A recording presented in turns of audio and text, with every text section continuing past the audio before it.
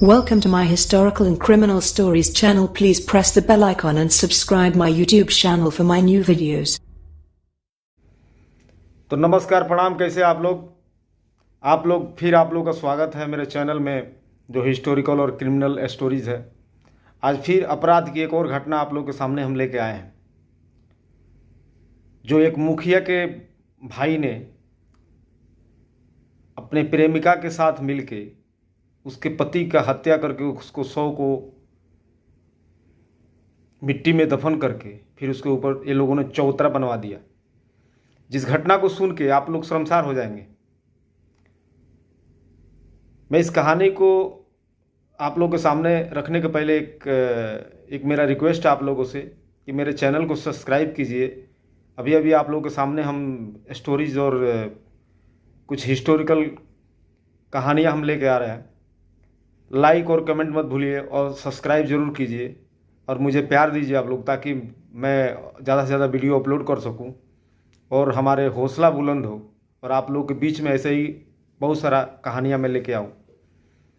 तो चलिए हम आते हैं अपना टॉपिक पे कि ये हरियाणा की कहानी है। हरियाणा स्टेट है, डिस्ट्रिक्ट पानीपत है और समलखा पुलिस स्टेशन है। पट्टी कल्याणा जो है वो गांव है। 19 दिसंबर 2022 ये हालिया घटना है। आज से हमको लगता है कि 10-15 दिन पहले की घटना है। हरियाणा में पानीपत एक डिस्ट्रिक्ट है। समलखा पुलिस स्टेशन पट्टी कल्याणा गांव, वहाँ के सरपंच, पट्टी कल्याणा गांव के जो सरपंच हैं, हमारे यहाँ यूपी बिहार में उनको मुखिया बोला जाता है और वहाँ पे सरपंच बोला। वो सरपंच कुछ लोगों के साथ पुलिस स्टेशन में आते हैं और थाना अध्यक्ष से मिलने के लिए बोल के और बोलते हैं कि मेरे गांव में एक हत्या हुई है और जिसका आरोपी मेरा खुद का भाई प्रवीण उर्फ पुन्नू है, जो खुद आ करके 12 दिसंबर को 2022 को उसने खुद ही आके यहाँ पे उसका मिसिंग का रिपोर्ट दर्ज करवाया था।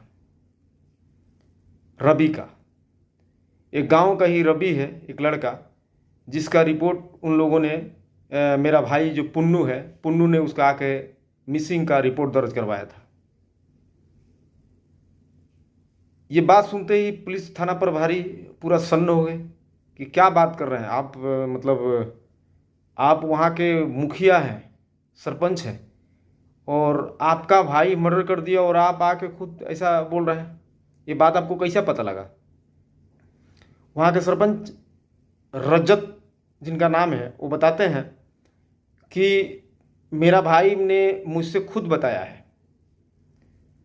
कि मैंने रवि को मार दिया है और एक जगह पे वो उसको गाड़ दिया है।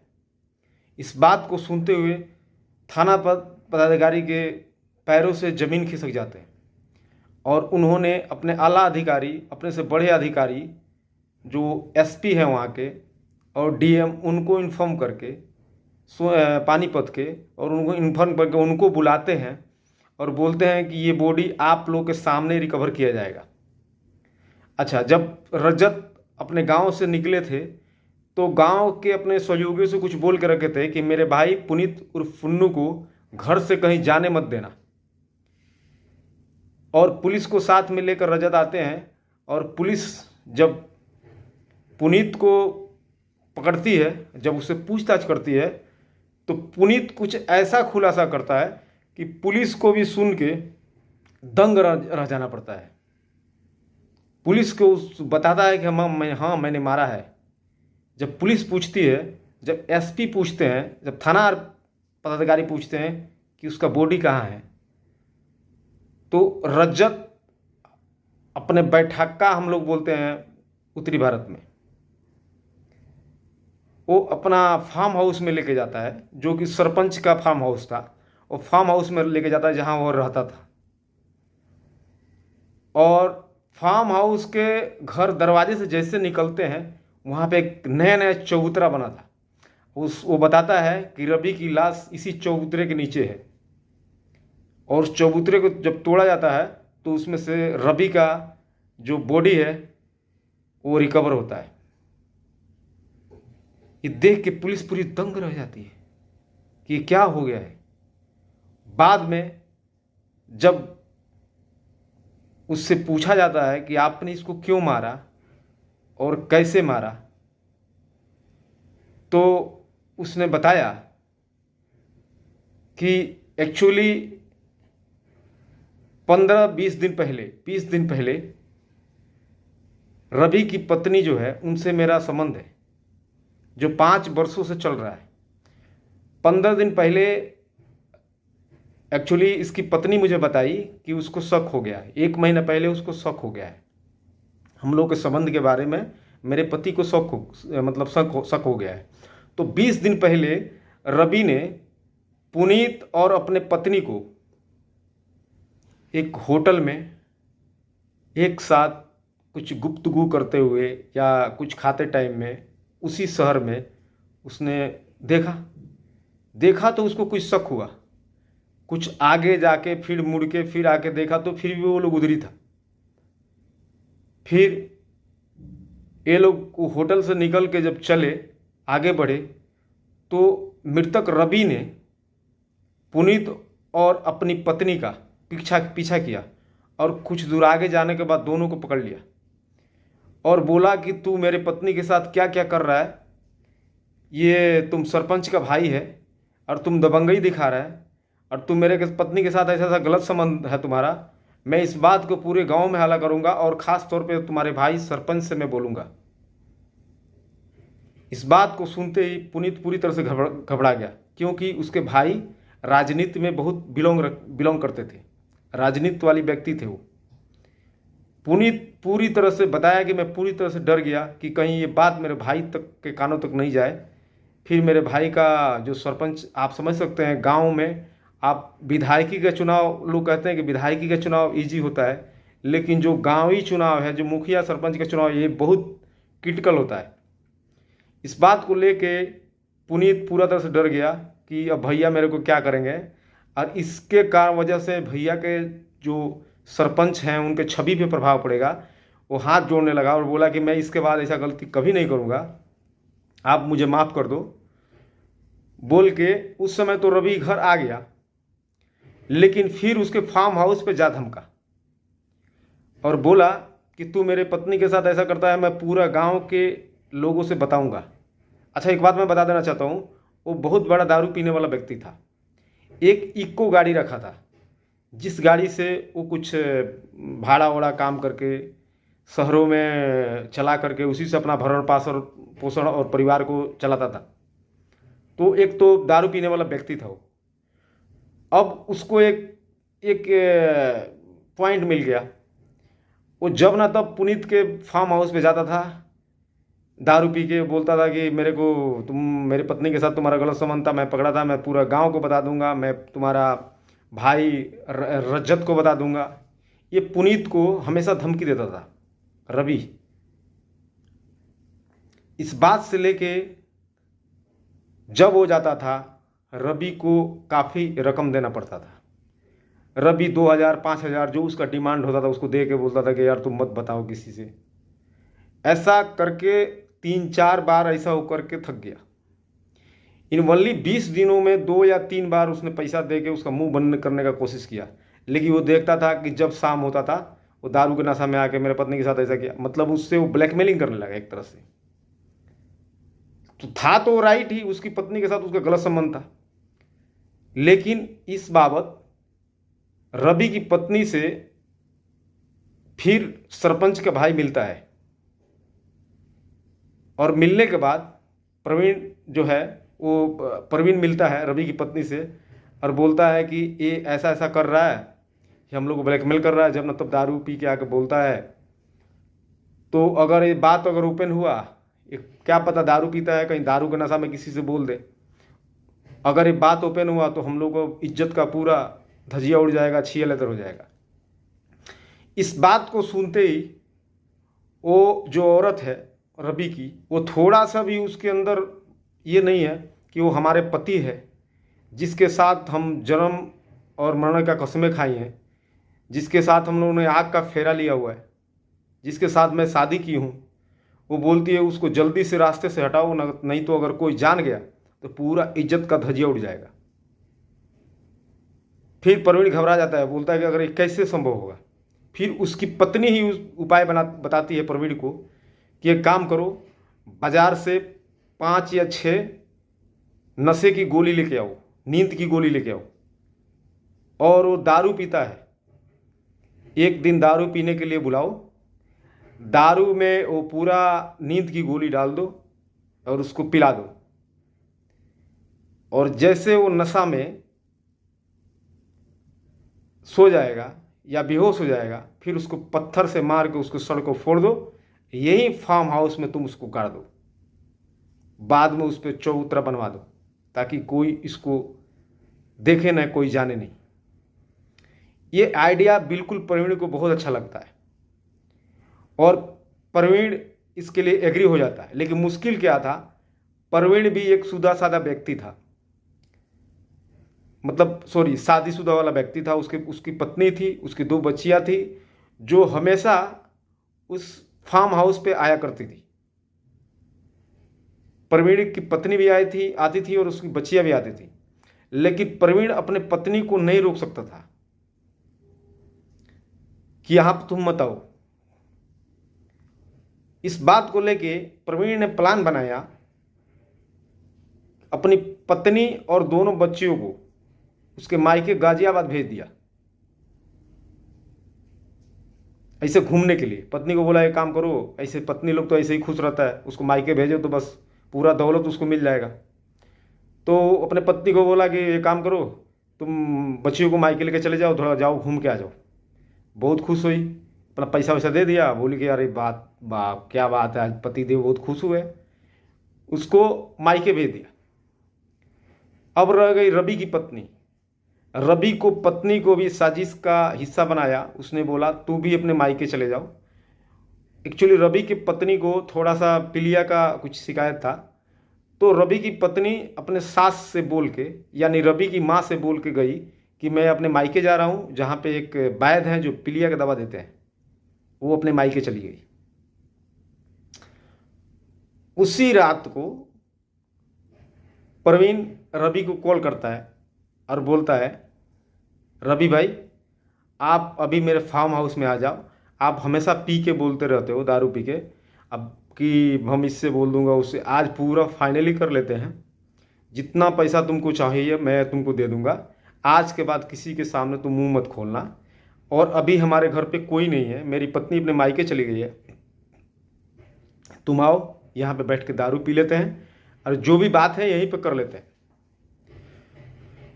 रवि के पास सबसे एक लीक जिसको बोलते हैं लैक ऑफ एक रीजन, जो लैक था उसके पास। उसका सबसे प्रॉब्लम क्या था, उसकी कमी क्या थी कि वो दारू के लिए कहीं भी जा सकता था, दारू पीने वाला व्यक्ति था। जैसे ही शाम के 3 बजे थे, जैसे ही दारू का नाम सुना, रवि तुरंत तैयार हो गया कि हाँ मैं अभी आ रहा हूँ, आप दारू का व्यवस्था करके रखो। 3 बजे रवि अपने माँ से बोल के गया कि ये इक्को जो गाड़ी है, ये इक्को गाड़ी ख़राब हो गई है, मैं जा रहा हूँ बाज़ार, दूसरी गाड़ी इसको बेच करके मैं दूसरी गाड़ी खरीद लूँगा। एक और बात बता देना चाहता हूँ मैं, रवि, ये प्रवीण ने खुद बताया था, रवि ने प्रवीण से बात किया था कि मेरे को मेरा एक नया इक्को गाड़ी खरीदना है, उसके लिए आप मेरे को पैसा दे दो, मैं आज के बाद मुंह किसी से नहीं खोलूँगा। ये बात डील हुई थी।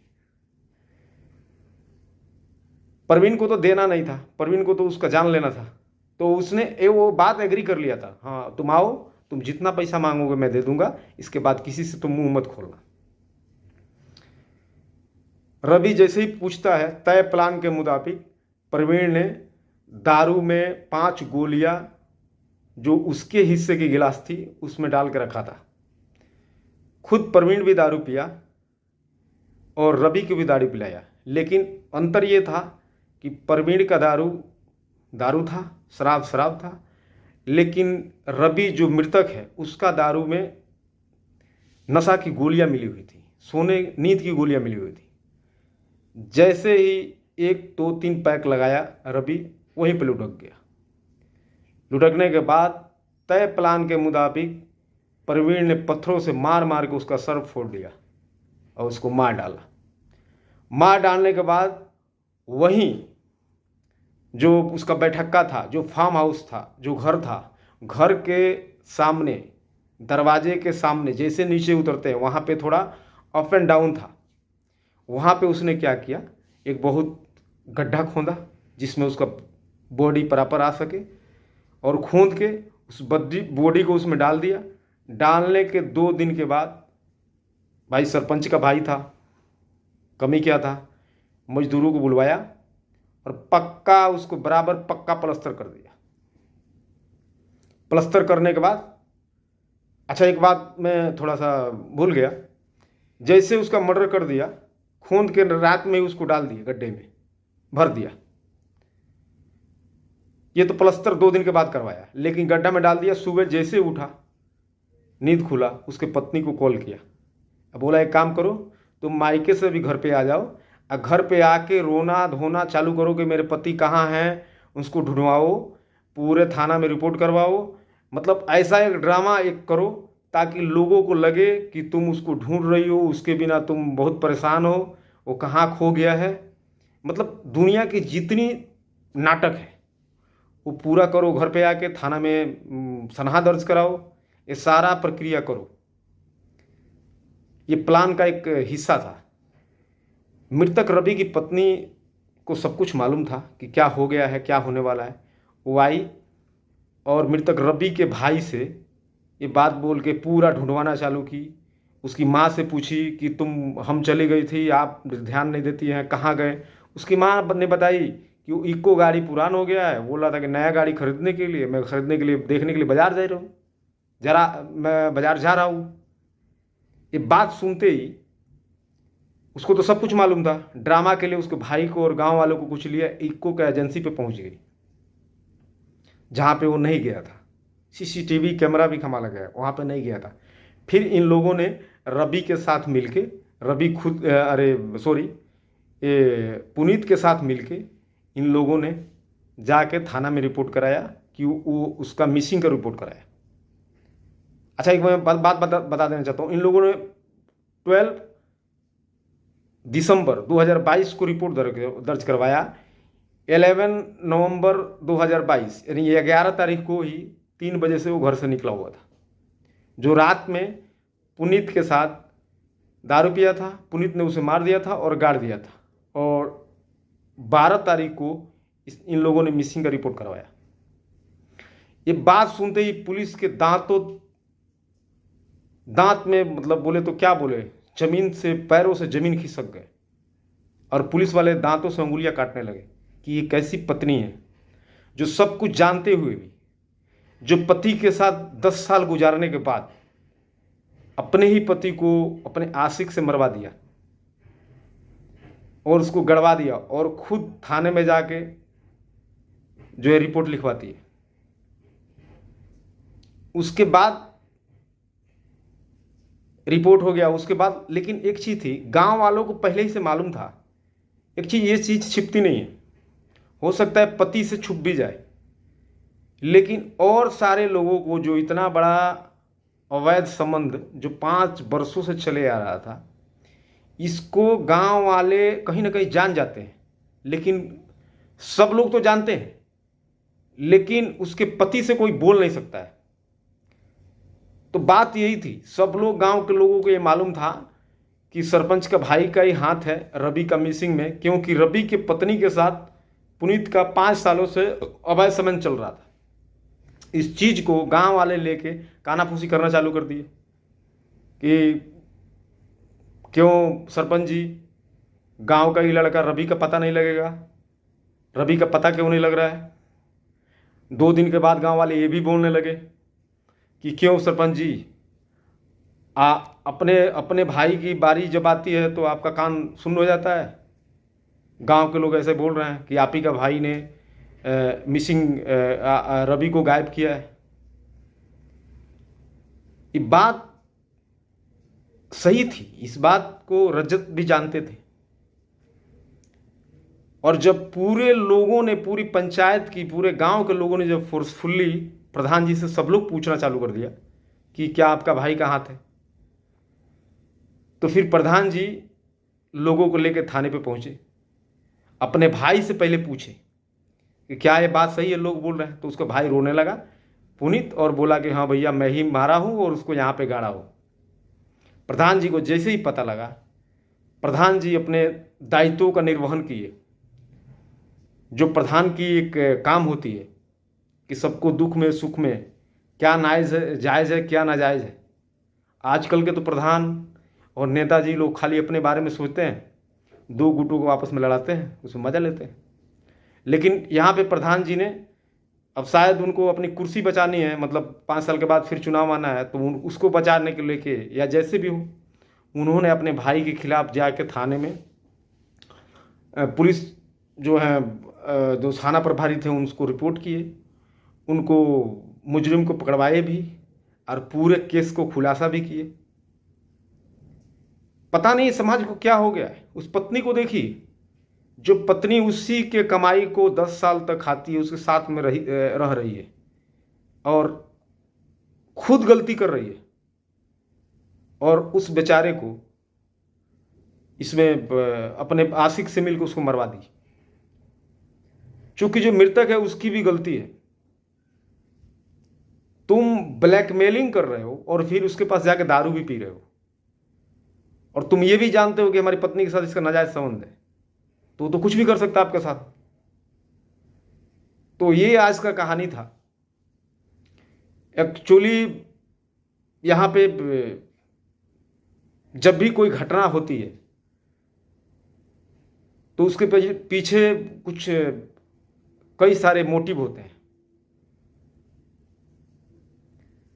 जब कुछ नहीं तो जमीन से लेकर विवाद से होता है, नहीं तो औरत के विवाद से लेकर कुछ घटनाएं होती हैं, और नहीं तो पैसा को, दौलत को लेकर होती है। तो कहीं ना कहीं इसमें एक औरत थी जो अपने ही पति को अपना आशिक से मिल के मरवा दी। और ये रियल घटना है, ये सत्य घटना है। ये आप जाके आप पानीपत में जो समलखा पट्टी कल्याणा जो जगह है उसके बारे में आप मारेंगे, वहाँ पे आप पुनीत का नाम रखिए, सरपंच का रजत नाम रखिए, रवि जो मृतक उसके बारे में लिखिए, पूरा डिटेल आपको मिल जाएगा। आप उसके बारे में पढ़ सकते हैं। फिलहाल पुलिस ने इन लोगों को गिरफ्तार किया। रवि की पत्नी चूंकि साजिश में भी शामिल थी, उसको मालूम था, उसको भी पुलिस ने गिरफ्तार किया है। और फिलहाल डिस्ट्रिक्ट कोर्ट में केस है। और हम आशा करते हैं कि ऐसे लोगों को, जो लोगों के साथ ऐसा अन्याय करते हैं, जो लोगों के साथ ऐसा ये कर रहे हैं, उन लोगों को कड़ी से कड़ी सज़ा मिलना चाहिए। ख़ास तौर पे उस पत्नी को जो उसी का पैसा खाकर, नहीं रहना था उसके साथ, पुनीत के साथ ही रहना था, लीगल रूप से उसको डिवोर्स करके उसके साथ शादी कर लेना चाहिए, उसको छोड़ देना चाहिए। उसको मारने की क्या ज़रूरत है? पता नहीं समाज को हो क्या गया है। जहाँ सुनो, अभी बिहार में सुनो, आप यूपी में सुनो, कहीं भी सुनो, इसको मार दिया, उसको मार दिया, घर में जला दिया, आशिक मिलने आया, गला रेत दिया। तो कहीं ना कहीं समाज में इन सब चीज़ों को, जो लड़कियां हैं, ये फेसबुक है, सोशल मीडिया है, ये कहीं ना कहीं लड़कों और लड़कियों को बिगाड़ रहा है, समाज को पतन की तरफ लेके जा रहा है। तो थैंक यू वेरी मच। इससे ज़्यादा हमारे पास अभी वक्त नहीं है और सब नहीं है, शायद वीडियो लंबा हो जाए, मेरे जो प्रशंसक है, मेरे दर्शक लोग हैं, नाराज़ हो जाए। Thank you very much. मेरे वीडियो को प्यार दीजिएगा, सब्सक्राइब और लाइक और कमेंट नहीं भूलिएगा। Thank you very much. मेरा वीडियो कैसा लगा ये बताइएगा भी। Thank you.